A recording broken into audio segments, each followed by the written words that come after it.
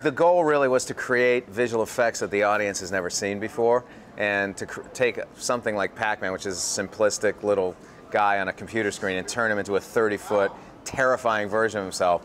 It took us about a year and a half to come up with a concept, and I really wanted to create this creature that was lit from within, that was kind of terrifying yet charming, but deadly. And as opposed to normal destruction that you usually see on screen, Pac-Man, when he bites through something, everything becomes pixelated. And I thought, I've never seen that before. It would really be interesting to create that visually.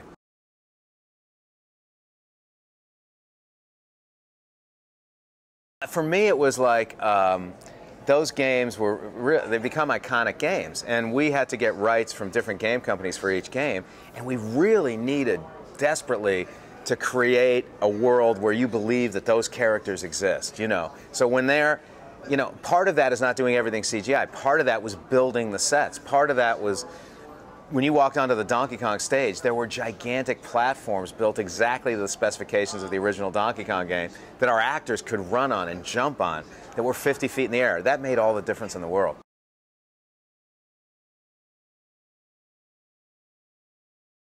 That's what drew me to this movie, is that these three guys in 1982 thought they were going to be rock stars. They won the World Video Arcade, some version of the World Video Arcade Championships. And when you do win those things back then, you got like $40,000, which meant you could buy a house back then. And these kids thought, we're rock stars, our lives are set. Then 2 years later, the arcades start to close. These guys are kind of lost souls. They go off, and we meet them in 2015. They have useless skills. One guy's a conspiracy theorist, the other guy's been in jail, the other guy repairs TVs.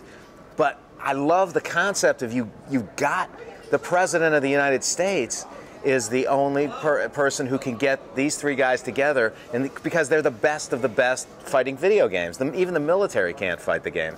And I love that. It's like a Rocky kind of story, you know.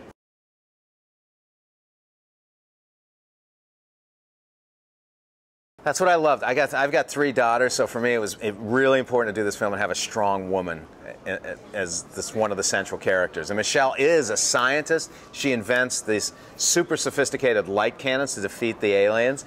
And not only that, she's really kind of kick-ass in the movie in terms of when you get to the final battle scene, she's really tough. So that was extraordinarily important to me.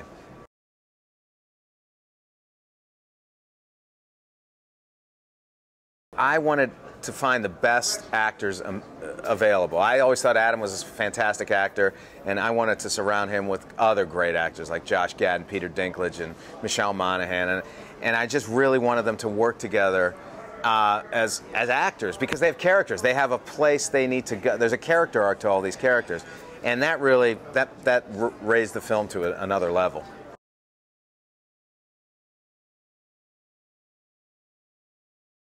We were working for 2 years, and we really worked on the visual effects, the design, for a year and a half. And then by the time we got to the final visual effects, we really knew exactly what we needed to do. We were locked into them at that point. But again, as I said, I wanted to show the audience something they've never seen before, and in terms of visual effects. I wanted to blow the audience's mind, you know.